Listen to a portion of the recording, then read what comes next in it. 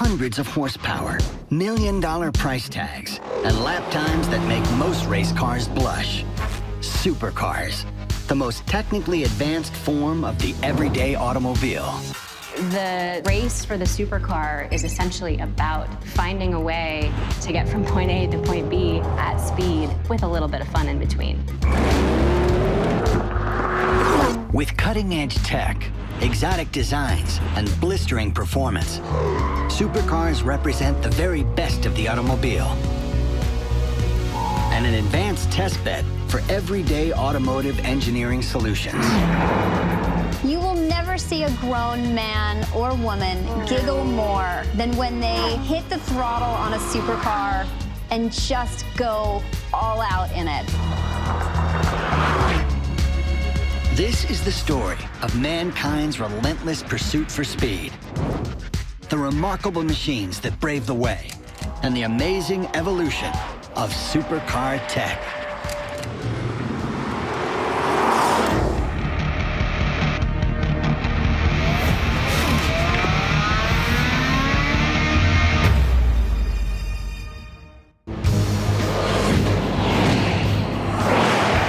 The automobile was born in 1886. It takes an additional 80 years until the introduction of the world's first supercar, and another 40 years beyond that for mankind to perfect the concept. However, by the early 1990s, high-performance motoring DNA evolves with such vigor that nearly anything seems possible. These kinds of vehicles have always been aspirational, and whether you started out as a young person really loving vehicles or you sort of developed it later in life, they all have a certain ambiance around them that makes them special, unique, and different in a world that sometimes seems like they're all the same. Early supercars were an outgrowth of racing. However, by the 90s, the zenith of on-road sporting machines have developed into their own specific genre. While they might not race, supercars push the boundaries in every other conceivable way. Racing's changed so much, there's no need to homologate cars anymore, and so now supercars exist as their own animals. The apex predator of supercars arrives in '92. A stunning machine, often spoken about with reverence and awe. An all-conquering supercar, built by timeless engineering prowess. The McLaren F1. The McLaren F1, the last of the weird non-computerized supercars. The F1 is a cost-no-object approach to car building and is such a leap ahead in almost every imaginable way that it changes how we think about supercars. The machine's guiding principle is efficiency, and McLaren's obsession with weight reduction is the stuff of legend.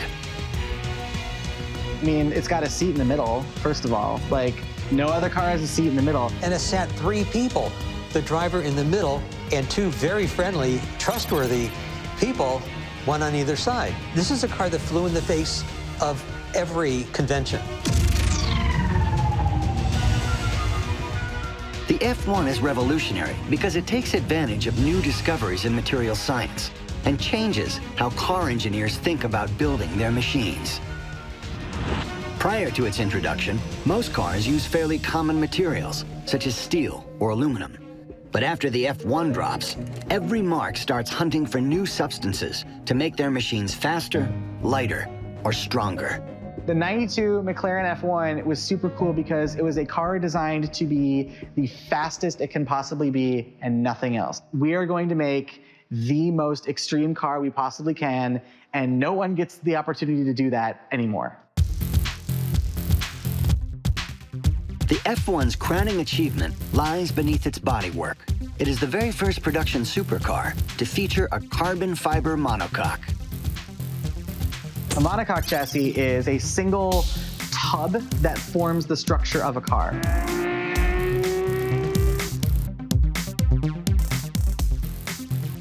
Monocoques are first developed for Formula One race cars in the early '60s. It takes nearly 30 years before they find their way into exotic supercars. Whereas a lot of other cars, there's the platform and then the bones that go on top of them. This is a single piece that forms the shell of the car. It's the whole component of the body structure of the car, and it's one solid piece, which makes it super strong.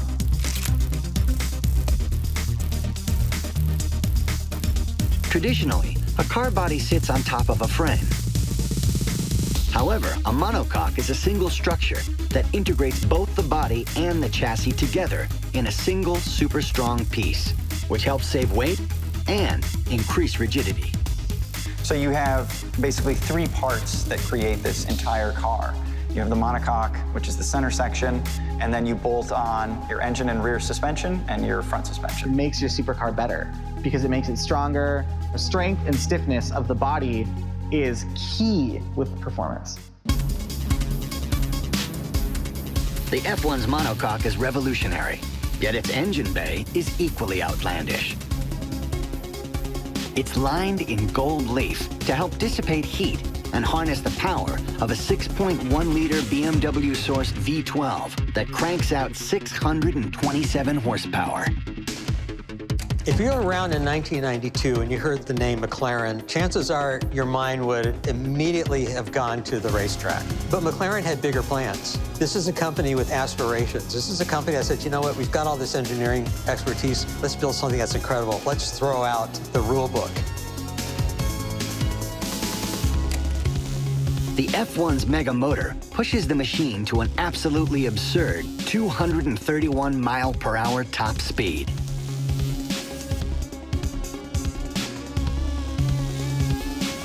So what they ended up doing is building a vehicle the fastest of its day, sexiest of its day, the most expensive. It's a global economy of speed that takes some of the best minds in the world and the best engineers in the world and the best designers in the world at the time to create this great-looking car. It was a game changer.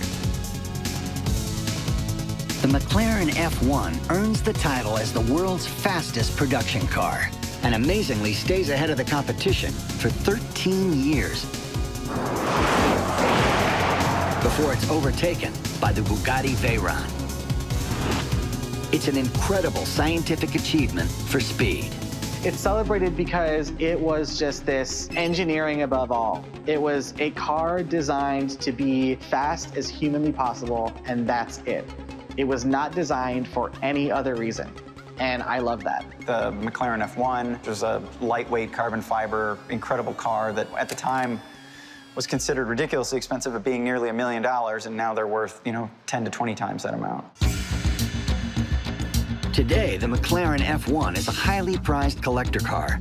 However, it changes the supercar scene by bringing exotic materials to the forefront and leveraging the marque's Formula One know-how with ultra-rare elements like titanium, magnesium, Kevlar, and gold in the same car.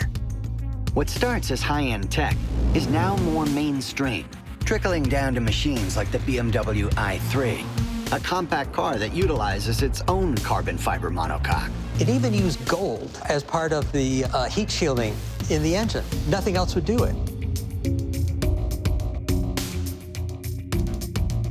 The machine's most noteworthy advancement is how it moves material science forward and forges the mold that all future supercars will follow.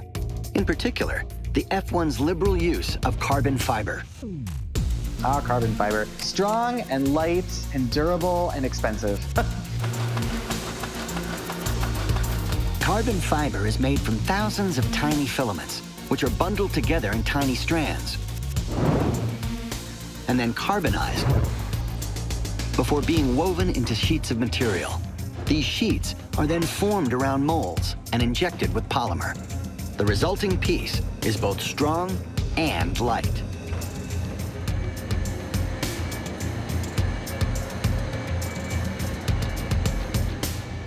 If you engineer it properly, you can get it to collapse, you can get it to crash beautifully, and it's what's used in Formula One cars, and it's what's used in the most exotic cars today. In the right applications, carbon fiber is 5 times stronger than steel and twice as stiff. If you make a car light, that just has so many benefits. You don't have to make as much power, you get better fuel economy, and the strongest and lightest material that we use in cars is carbon fiber. The F1 helps carbon fiber become the go-to material for modern supercars. On any given application, it weighs 5 times less than steel.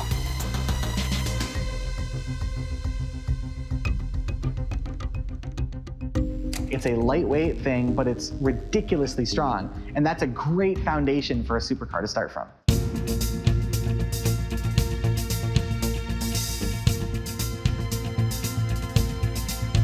While McLaren captivates the supercar scene, it's an old-world, old-guard English sports car constructor that proves to be its biggest immediate rival.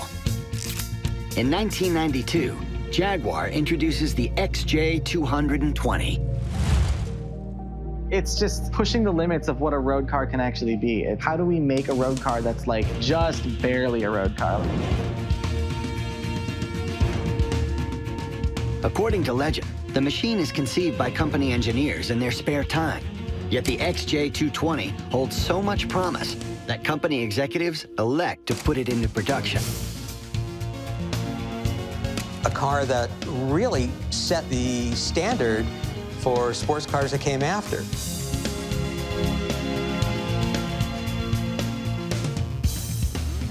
When the machine debuts, it's the fastest production vehicle ever built by Jaguar up to that time.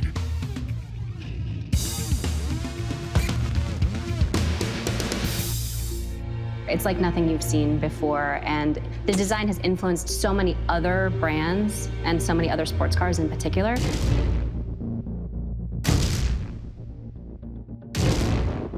The XJ220 is not very well received and ultimately deemed a failure. Many potential customers complain that it's powered by a relatively small 6-cylinder engine instead of a more era-appropriate V12 power plant. There's going to be a buyer for a quote-unquote supercar who wants, to a certain extent, an old-fashioned experience. While the XJ220 doesn't sell well during its day, its reliance on a smaller displacement engine ultimately ends up being a window into the future. Today, many top supercars use V6s in place of larger displacement V12s. As Raymond Loewy, the great industrial designer, said, it's okay to be different, just don't be too different. In the early 90s, it might have felt like the supercar's greatest innovations come from England. However, back in Italy, a few daring engineers plot the next great leap into the unknown.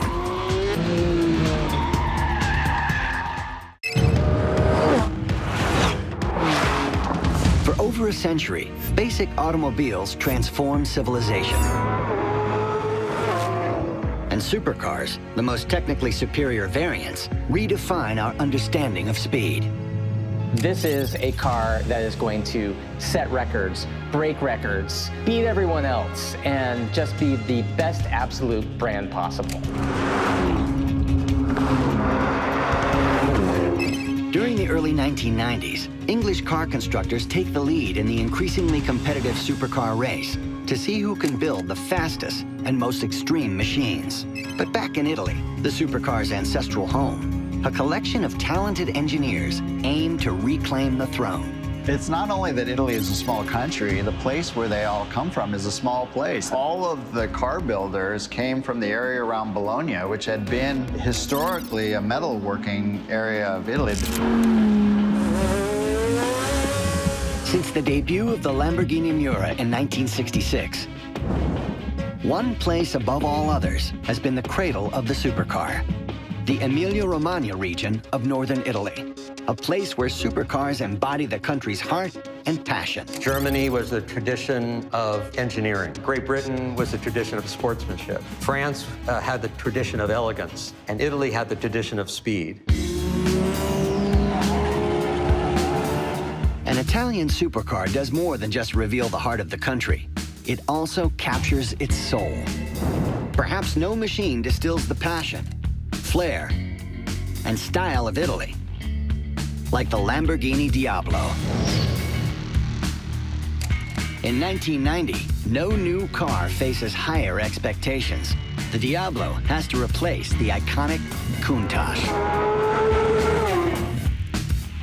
It's no mean feat, So designers and engineers craft a softer shape that evokes the machines that came before it, while modernizing it as well. The Diablo is powered by an enormous 5.7-liter V12 that features computer-controlled multi-point fuel injection. It cranks out 485 horsepower and helps the machine break the 200-mile-per-hour barrier. The Lamborghini Diablo, which was the first computer-controlled fuel-injected Lamborghini. Later Diablo variants will add power steering, four-wheel drive, anti-lock brakes, and adjustable spoilers during the machine's 11-year run. A collection of tech that ultimately trickles down to mainstream cars, and today is standard equipment on numerous machines. You have cars in the 80s like the Diablo. That kind of plays into the idea of the excess and the idea of the crazy wedge-shaped aspirational stuff.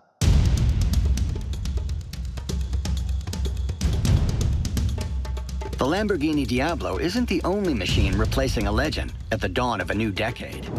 In another part of Italy, a team of dedicated engineers attempt to rekindle the Bugatti magic with the introduction of the EB 110.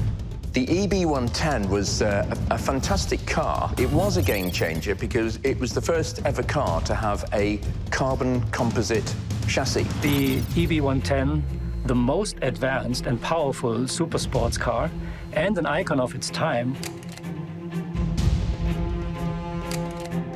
Introduced in Paris on September 15, 1991, the EB 110 once again thrusts Bugatti onto the world stage. It is one of the first series production cars to be made exclusively from carbon fiber and weighs just 125 kilos. The EB 110 was this kind of revival of Bugatti. And again, it was a no-holds-barred kind of car that was going to turn the world on its head and put other supercars on notice.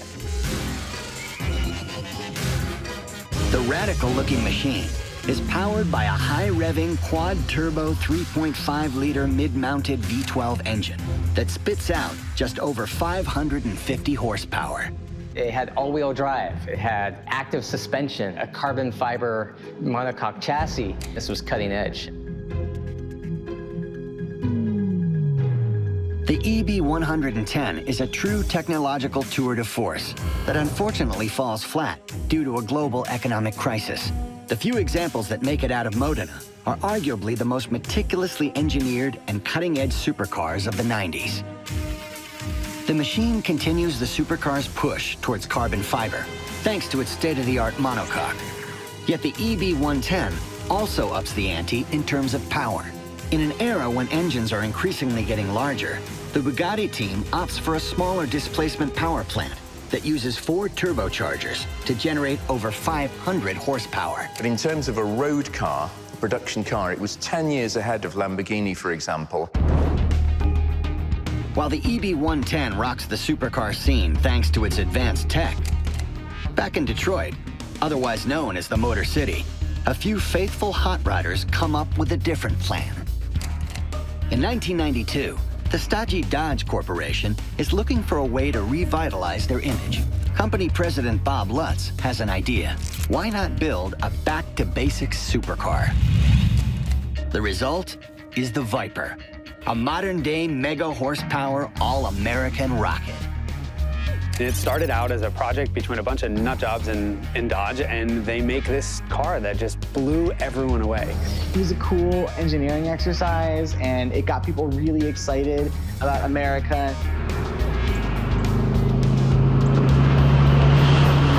The Viper features a gigantic 8-liter V10 engine that pumps out 400 horsepower and launches the machine from 0 to 100 in just 4.2 seconds. When it came out, it was gorgeous, it was fast, it was loud, it did everything something that looks like this should do.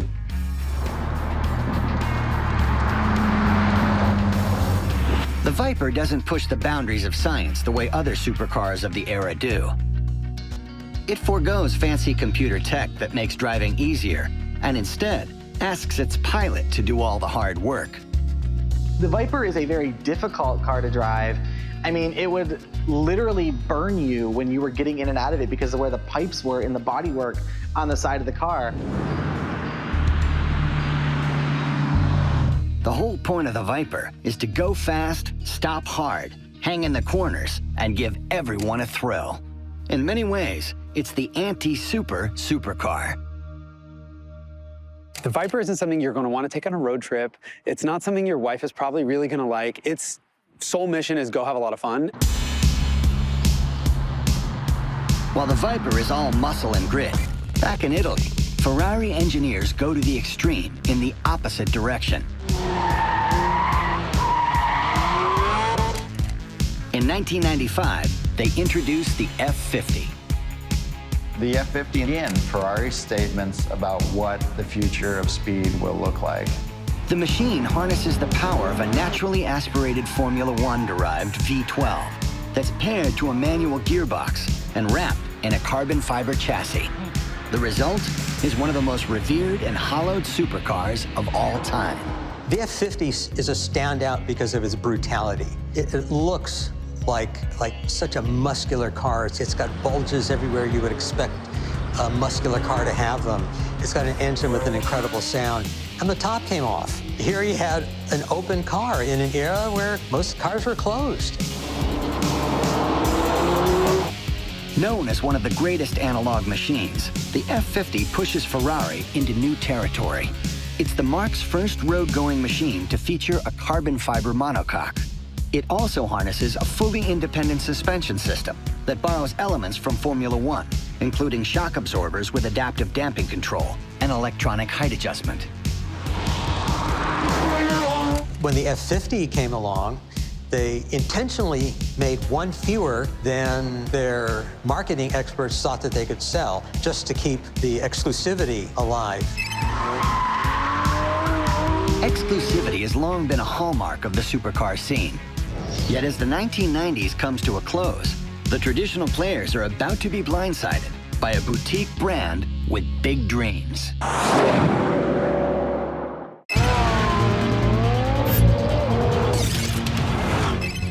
By the tail end of the 1990s, the landscape of the automotive industry is seismically shifting.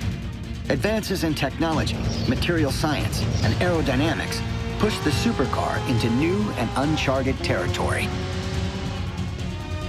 It is the birth of the hypercar era. If a Toyota Camry suddenly has 300 horsepower, a supercar should probably have at least double that, if not triple that. As regular street cars became more powerful, supercars had to compensate, and they had to widen the gap between themselves and the regular cars. Cars became mega powerful, and we see the incredible 700, 800, 900 horsepower supercars that we have today.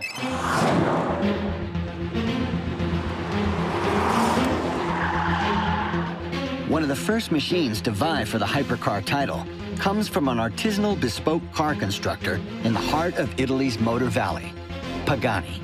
The marque might not be a household name, but in 1999, it shocks the world with the introduction of the Zonda C12. The 1999 Pagani Zonda comes out, and it looks and sounds and goes like nothing else out there. It's insane, and no one sees it coming. Companies like Pagani, they're really like the Fabergé of car makers. They do very few cars, and they're very expensive, and they're done to a very high standard of art.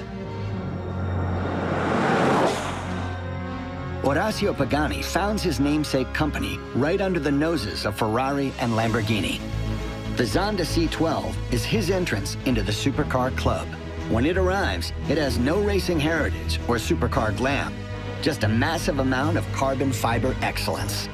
If you can get a small company to come in and the only thing they care about doing is insanity, this crazy supercar, they'll do it right because it's the only thing they're focused on. The Zonda is fast, sexy, exotic, and extreme. It quickly becomes one of the most highly sought-after machines in history, thanks to its top-flight performance. The power, the low weight, the acceleration, the top speed, everything, it's all just, we're gonna do only the extremes. I mean, we're a car company that you've never heard of before, and our first thing that we come out with is gonna beat everything else. Crazy to me. I mean, it takes the world by storm. Some car aficionados believe that the Zonda is the world's first true hypercar. What isn't debatable is that for a car like the Zonda to exist, supercar tires have to level up. Tires can change everything in terms of what a car can do.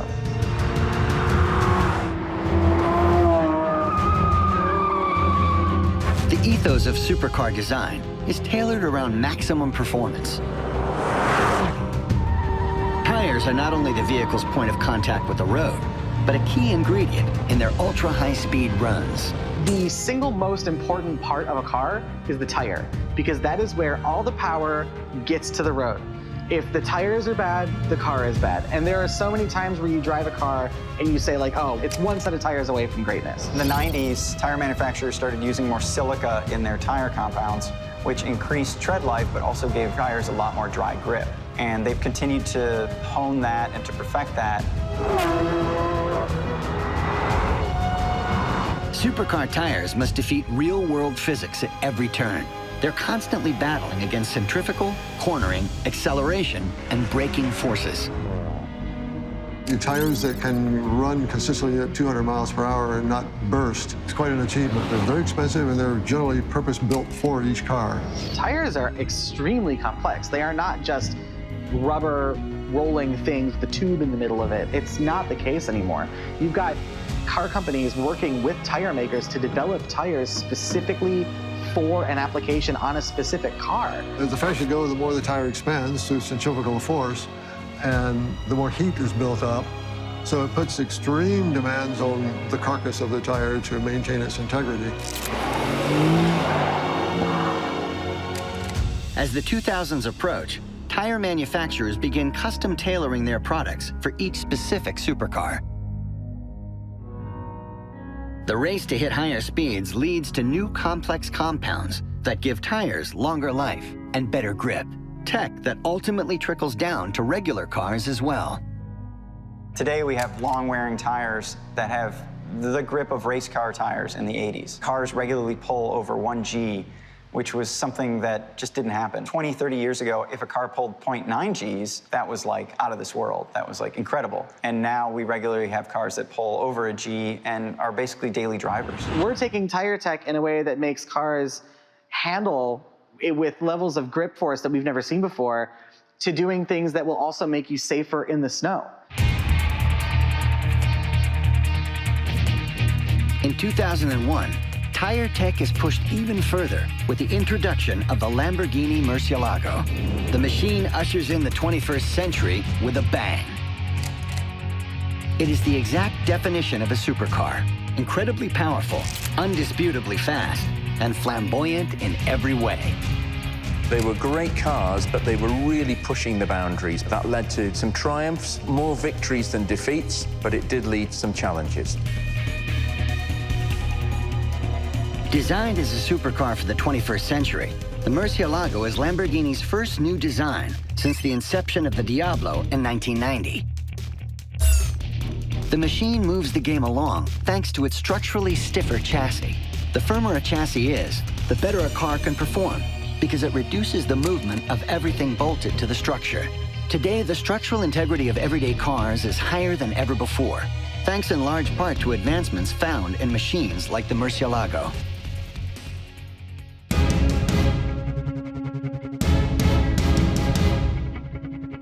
As Lamborghini perfects the art of rebellion, a short distance away, their Italian rivals are about to drop their biggest sensation of the 21st century, the Ferrari Enzo.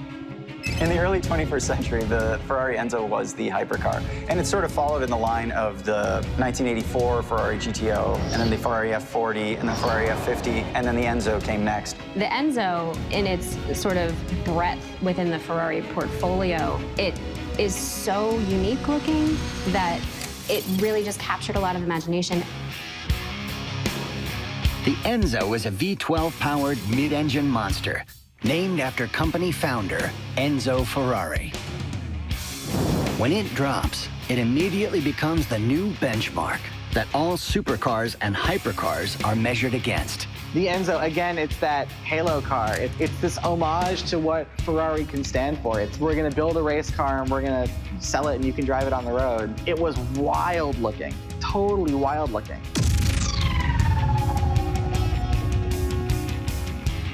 The Enzo is wild, thanks in large part to its exterior packaging.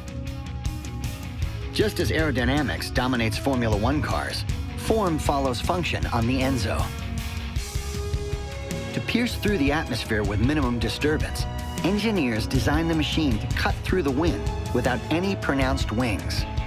If you look at Ferrari's past limited edition hypercars, they have always been a statement about what Ferrari thinks the future of speed looks like. A lot of people didn't like the looks of the Enzo. And it had this long nose, and it had movable aerodynamic elements, and the styling of the car was somewhat beholden to its purpose. It was not styled to be beautiful, it was styled to be fast. And what Ferrari was saying with the Enzo was, this is what speed looks like. The Enzo uses clever aerodynamic tools to produce downforce and eliminate lift. The low, angular front helps pin the nose of the car down in faster corners, while the rear diffuser and flat floor negate the need for a large rear spoiler. Ferrari's been building these like technological tour de force cars where they throw all their technology. It's basically a test bed for all the future Ferraris that are to come. And that's what the Enzo was. Really powerful V12, lightweight, carbon fiber car. To improve airflow around the car at speed, the Enzo features a pair of countersunk air channels that start just after the front radiator outlet, wrap smoothly around the greenhouse, and then gently open up again at the back of the machine. When it came out, it was incredibly iconic because it was so different from a lot of the other stuff that you've seen on the market at that time. It was striking, it was typical Ferrari, loud, raucous, sharp, edgy, sort of defined in this way. It was nothing like you'd seen prior to that unless you were at an F1 race. The Enzo's design sort of pushes the envelope of what car design can be. A lot of it's engineer-driven, a lot of it's wind tunnel-driven, a lot of it is driven by, downforce and aerodynamics. But Ferrari has always kind of pushed the envelope of what you expect a Ferrari to look like. And that sort of makes people uncomfortable sometimes. That car looks kind of odd from some angles, but in the end, it sort of all makes sense, and it does end up being beautiful. And if anything, we might say it's ahead of its time. During an era of maturing engine technologies, the Ferrari Enzo perhaps best represents the last vestiges of naturally aspirated mechanical hypercars built before full electronic intervention. The V12 cranks out 650 horsepower. The single-clutch automated manual 6-speed Formula One style transmission is capable of cracking off shifts in just 150 milliseconds. Shockingly quick for the time. Put it all together, and the machine can hit a wicked 217 mile/hour top speed. The Ferrari Enzo set the challenge. Okay, I defy you to produce a car that's as stable as this car, but also beautiful. And that's what designers have really been working on since the Enzo, is produce a supercar that has that kind of performance, is stable at those kind of speeds, but also is appealing to the eye. The Enzo is designed to push the performance boundaries for what is possible in a road-going super machine. Many believe it's Ferrari's first true hypercar. By the time Ferrari got to the Enzo, they had developed piston engine supercar about as much as anybody possibly could. It embodied every mechanical feature that made it go faster. It embodied every visual cue that made it look better. It was one of the last cars that helped signal the beginning of a transition. The Enzo's clean sheet Formula One inspired design is an instant success. All 399 examples sell out, and today are worth millions on the collector market. The engine was Formula One derived, the suspension was Formula One derived, everything about the car, even the steering wheel design and controls and so forth, all just like on the Formula One cars. In that sense, maybe the ultimate fantasy car, but it was in fact a reality. It was, one of the watermark cars in supercar history, without a doubt. So that sort of wedge-shaped sports car was really a thing, and that was the thing that Ferrari was always really good at. They combined an aerodynamic shape with a striking look. It made it stand out in a field that was still, you know, back in the curvy, soft forms of sort of sports cars and race cars even. As Ferrari gets more extreme, in Zuffenhausen, Germany, a team of talented Porsche engineers reimagined the hypercar the Porsche way. Their hard work pays off in 2003 when the marque debuts the Carrera GT. It is the holy grail of analog hypercars. Since 1963, Porsche is kind of synonymous with the 911, which is flat six, rear-wheel drive. Then you've got the Carrera GT, which has a mid-engine V10. It has a carbon fiber tub. It shares practically 0 parts with any other production Porsche, a complete departure from everything that Porsche has been known for up until then. The Carrera GT is considered by many to be the greatest manual gearbox sports car ever made. It features a racing-derived 612 horsepower V10 engine that is as cutting edge as it gets at the time, thanks to variable valve timing, titanium connecting rods, and a 68-degree V-angle. The Carrera GT was a carbon fiber car, so it's Porsche building a car out of carbon fiber, out of, you know, the lightest, strongest material, something that's used in race cars. And it also had a V10, which was unusual because it came from a race car that never happened. It has a technologically advanced, high-revving, incredibly sounding race car engine in it. The Carrera GT isn't the flashiest or most flamboyant machine of its time, but it's built with traditional Porsche attention to detail and offers an exquisite driving experience. The sound of that engine, oh wow. Extremely high revving. It was, you know, ring, ring, like a ripping canvas, as the saying goes. That was not a typical Porsche sound. It was just this embodiment of technology and meticulous engineering that really just kind of mopped the floor with anything around it. The combination of a 6-speed manual transmission, no electronic aids like stability or traction control, and a massive high-horsepower engine make the Carrera GT one of the seminal hypercars of the era and a landmark machine. With the Carrera GT now, we sort of look back at it as one of the last quote-unquote analog cars. It wasn't completely driven by computers. It still allowed the driver to do his thing. It still had a manual transmission. It wasn't a dual clutch automatic like so many cars are today. The driver was still really part of the experience. That's sort of what makes it special. The machine's success highlights Porsche's fastidious detail to shaving mass. The Carrera GT weighs just 1,380 kilos. It's all about the most power in the lightest possible way, but not so much or little that it screws with balance. It's all about, you know, having an engine be able to work as hard as it can and to move the least amount of mass around. When it comes to unadulterated speed, a hefty horsepower figure and heady torque curve are just part of the equation. A vehicle's weight is equally important, which is commonly referred to as its power-to-weight ratio. A calculation that compares 1 unit of energy to 1 unit of mass, independent of the vehicle's size. Leveraging a great power-to-weight ratio is crucial for top-flight supercars. In 2004, fabled Italian marque Maserati decides to jump back into road racing with the introduction of the MC12. It raises the benchmark ever higher and higher and higher. How high is up? Well, maybe we'll find out someday. Just a phenomenal car.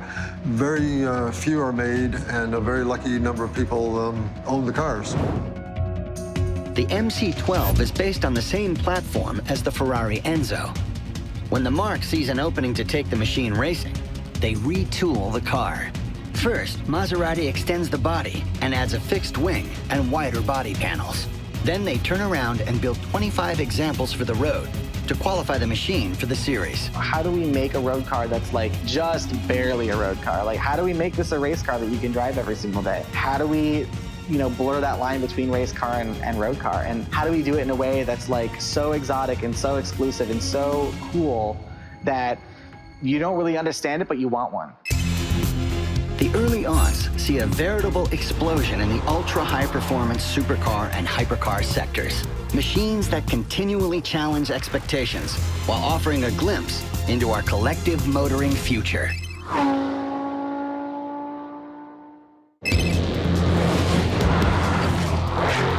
The supercar genre has always stood at the forefront of technology and progress. As the aughts kick into high gear, high performance, passion, and engineering know-how come together in new ways and new machines. You've got a lot of significant supercars that have continually redefined the rules of what a supercar stands for and what it represents. In the early 2000s, the elevation of the hypercar genre not only redefines sporty cars, but also challenges their less powerful but still utterly awe-inspiring supercar siblings to step it up a notch and become reliable and safe everyday drivers. It's when you realize that you still have to sell a few. You can make this crazy feat of engineering, but if you can't put airbags in it and you can't put a good infotainment system in it, no one's gonna buy it. You still have to make it usable day to day. I think you talk about packaging when you talk about the idea of the everyday supercar. Perhaps the best example of the supercar coming of age hails from Italy. In 2003, Lamborghini introduces their new entry-level machine, the Gallardo. It doesn't challenge supercar convention or chase hypercar performance numbers. Instead, it perfectly combines the Lamborghini experience with everyday driving abilities. And it was the first car developed and produced by its new owner, Audi. The Gallardo is the machine that modernizes the House of the Raging Bull and changes its trajectory, cracking open a new market of high-end buyers and performance drivers. For the first time, a Lamborghini machine isn't temperamental or best used solely on a racetrack. So you had Italian passion governed by German precision. The Gallardo was the first modern Lamborghini, and it was something that could almost be a daily driver if you wanted a V10 supercar as your daily driver. The Gallardo and its eventual successor, the Huracan, also highlight another feature of the modern supercar scene: platform sharing. Developing and engineering a super sporty machine becomes so expensive that car constructors begin leveraging assets from their other corporate brethren.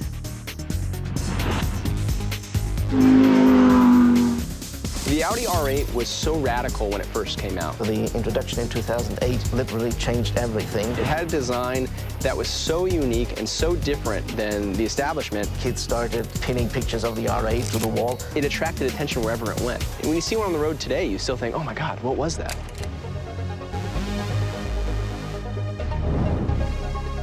The R8 really made the supercar approachable and, dare I say, accessible. It was not nearly as expensive as a Ferrari or a Lamborghini. You had all the sexiness and the attractiveness and the head-turning ability of a supercar, and you had incredible performance too, but at a more approachable price. My favorite supercar that I've driven is probably the original Audi R8 because it looked like nothing else.